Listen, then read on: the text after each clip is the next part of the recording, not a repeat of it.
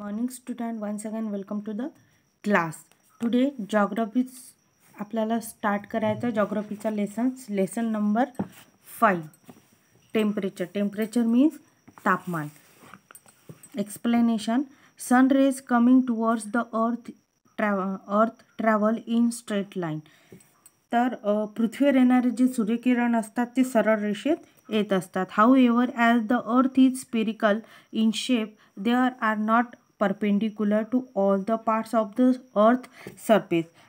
तथापि पृथ्वी गोल असल्यामुळे हे जे किरण असतात ते किरण पृथ्वी पृष्ठावर सर्वत्र लंबरूप पडत नाही. परपेंडिक्युलर म्हणजे लंबरूप जे आहे ते पडत नाही आणि पृथ्वी ही गोल आहे.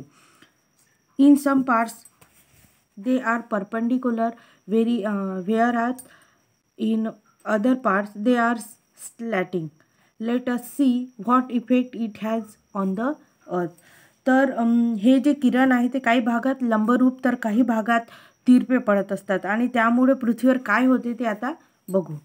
फर्स्ट आहे the perpendicular rays occupy less area. The part where the rays occupy lesser area receive bright sunshine and greater heat.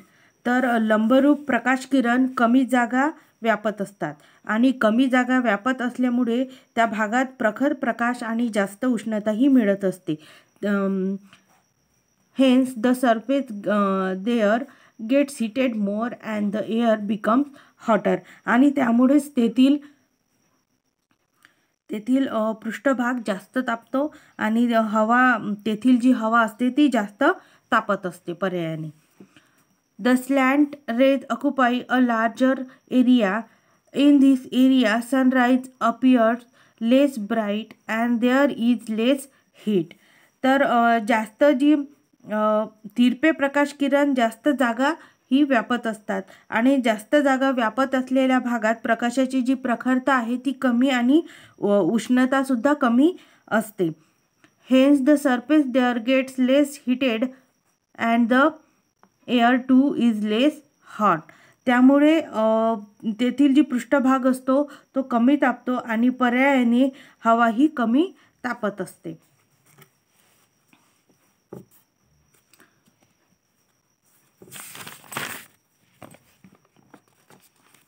Next explanation.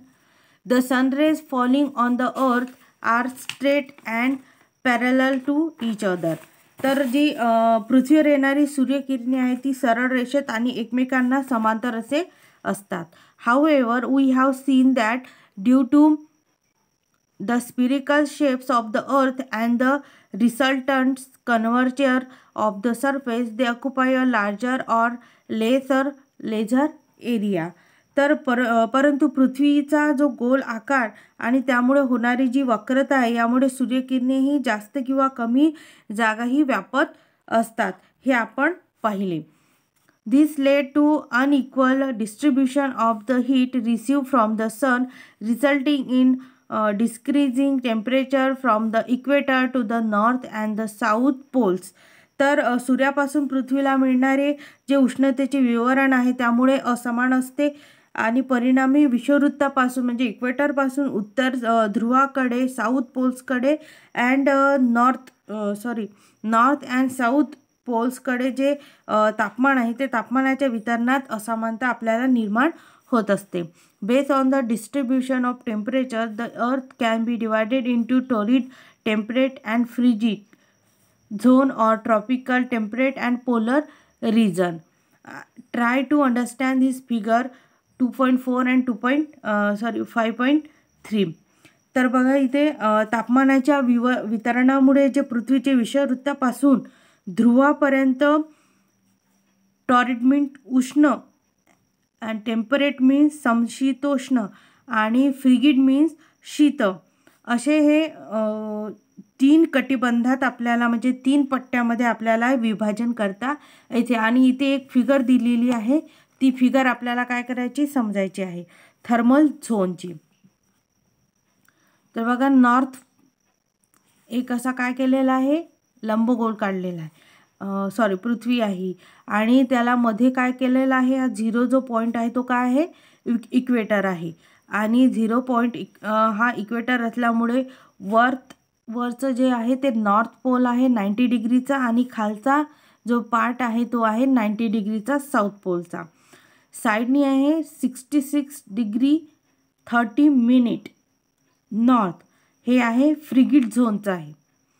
आणि टेम्परेट झोन किती आहे त्याचा 23 डिग्री 30 नॉर्थ 30 मिनिट नॉर्थ आहे.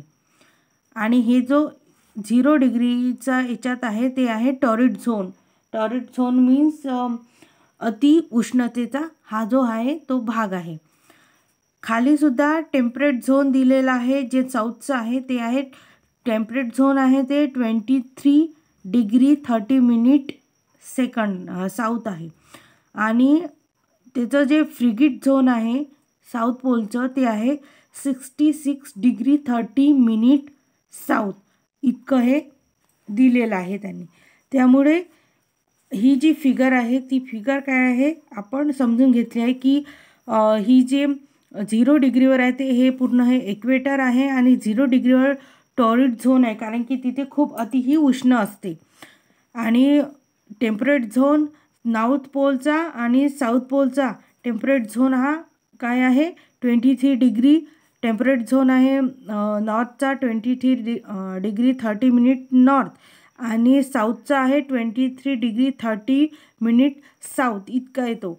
आणि त्याचं जे फ्रिगेट झोन आहे जे म्हणजे शीत झोन शीत उष्ण शीत आहे, त्याचं जे फ्रिगेट झोन आहे ते 66 डिग्री 30 मिनिट नॉर्थ आहे आणि साऊथचं आहे 66 डिग्री 30 मिनिट साऊथ, इतकं हे त्याचं थर्मल झोन आहे.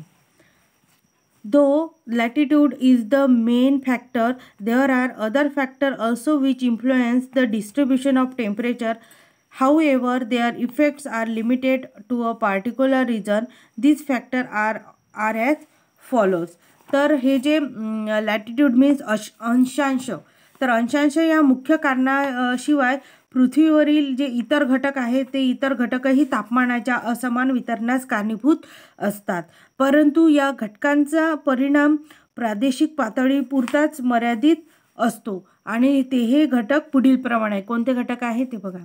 नियरनेस टू द सी म्हणजे समुद्र सानिध्य, कॉन्टिनेंटलिटी मीन्स खंडांतर्गता, high above the mean sea level and physical setup and a region are factors that lead to diversity in the climate of the different region. तर समुद्र सानिध्य आणि खंडांतर्गता समुद्र सपाटीपासूनची जी त्यांची लेवल आहे उंची आहे आणि जो प्राकृतिक भाग आहे फिजिकल सेटअप आहे प्राकृतिक रचना आहे, या घटकांनुसार प्रदेशामधील जी हवा आहे त्या हवामानामध्ये विविधताही आढळून येत असते.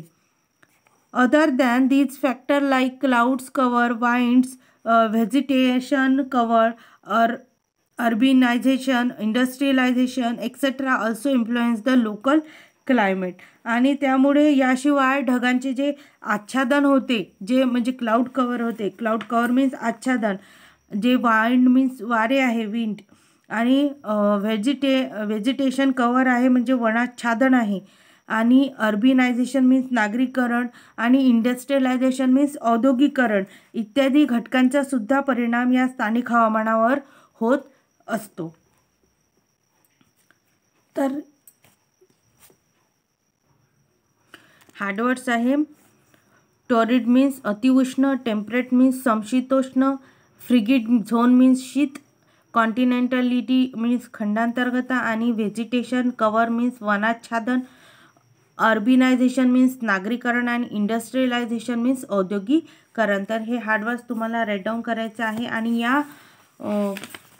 याच्यावर आधारित काही क्वेश्चन आहे, जो आहे क्वेश्चन नंबर सी मधला. Answer the following, explain with a diagram the effect spherical shape of the earth on the temperature at different latitude. तर पृथ्वीचा जो गोल आहे त्या गोल आकाराचा तापमानावर होणारा नेमका परिणाम हा आपल्याला आकृतीसह स्पष्ट करायचा, म्हणजे आकृती काढून स्पष्ट करायचं. तर आताच बघितलं आपण, हे एक्सप्लेनेशन बघितलं आहे. ते sunrays following on the earth are straight and parallel to each other. However, we have seen that due to the spherical shape of the earth and the restaurant curvature of the surface, they occupy a larger or lesser area. This lead to unequal distribution of the heat received from the sun, resulting in decreasing temperature from the equator to the north and south pole. Based on the distribution of temperature, the earth can be divided into torrid, temperate and frigid zone or tropical, temperate and polar region. तर sun rays पासून रिझनपर्यंत काय करायचं, तुम्हाला हा paragraph पूर्ण right down करायचा आहे. त्या क्वेश्चनचं हे क्वेश्चन नंबर सीचं हे काय आहे, ॲन्सर आहे फर्स्टचं. आणि ही जी फिगर आहे ती फिगरसुद्धा तुम्हाला पूर्ण काढायची आहे. म्हणजे सनरेजपासून तर या सनरेजपासून तर या थर्मल झोन म्हणजे ही फिगर, तर हा क्वेश्चनचं हे ॲन्सर आहे. हे एक्सप्लेनेशन आहे आणि ही फिगर आहे. तर हे पूर्ण पॅराग्राफ तुम्हाला त्या क्वेश्चनचं ॲन्सर राईट डाऊन करायचं आहे. क्वेश्चन नंबर सीचं फर्स्टचं हे काय आहे, ॲन्सर आहे. नेक्स्ट पिरियडमध्ये आपण नेक्स्ट एक्सप्लेनेशन बघायचं आहे.